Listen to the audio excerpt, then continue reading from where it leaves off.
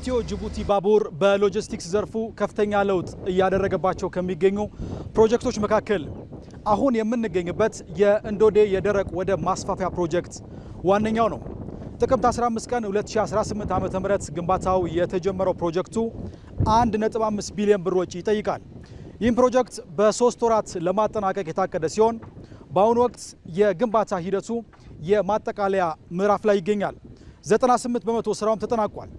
ፕሮጀክቱ ሲጠናቀቅ የኮንቴነር ጭነት የማከማቸት አቅምን በእጅጉ ከፍ ያደርገዋል። ይህም የነበረውን 1000 ኮንቴነሮችን ብቻ የማከማቸት አቅሙን ወደ 4500 ከፍ በማድረግ ትርጉም ያለው ለውጥ ያመጣል። የወጪና ገቢ የኮንቴነር ጭነት የማውረድና መጫን ላይም እንዲሁ ይወስድ የነበረውን ከ10 ሰዓት በላይ ጊዜ ወደ 30 ደቂቃ ዝቅ የማድረግ አቅም ይኖረዋል።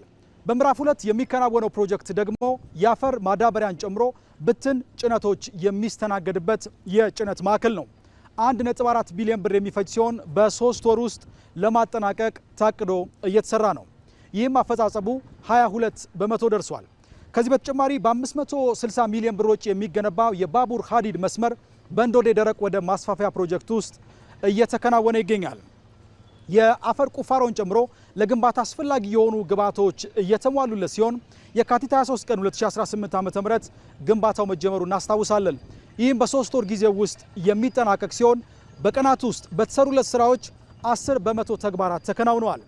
በሌላ በኩል በእንዶዴ የጭነት ማዕከል እየተገነባ የሚገኘው አጠቃላይ መጋዘን የሎጂስቲክስ ዘርፉን ገቢና ወጪ ምርቶች በማከማቸት ከፍተኛ ሚና የሚኖረው የግንባታ ሂደት ነው።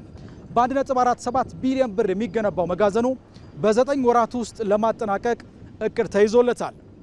በአጠቃላይ በሁለት ምዕራፍ እየተከናወነ የሚገኘው የእንዶዴ ደረቅ ወደብ ማስፋፊያ ፕሮጀክት የሎጂስቲክስ ዘርፉን በዋናነት የሀገራችንን ብትን ጭነት የማስተናገድ አቅምን በ4 እጥፍ፣ ጭነት የማውረድና የመጫን አቅምን በ7 እጥፍ፣ የኮንቴነር ማከማቻ አቅምን በ5 እጥፍ፣ መለስተኛና ከፍተኛ ተሽከርካሪዎችን የማስተናገድ አቅምን ደግሞ በ4 እጥፍ የማሳደግ አቅም አለው።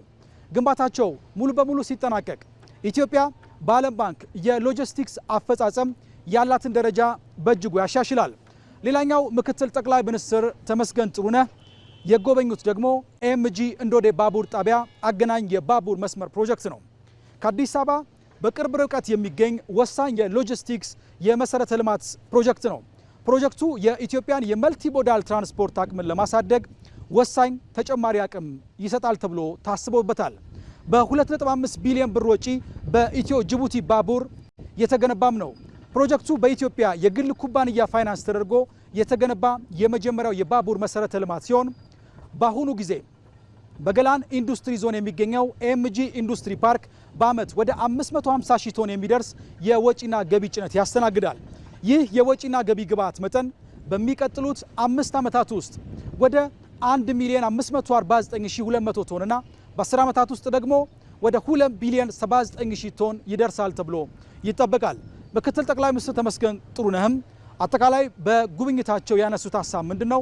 እነዚህ የተጀመሩ ስራዎች ጥራታቸውን ጠብቀው በተጀመሩበት ፍጥነት ሊጠናቀቁ እንደሚገባ ነው አቅጣጫ የሰጡበት።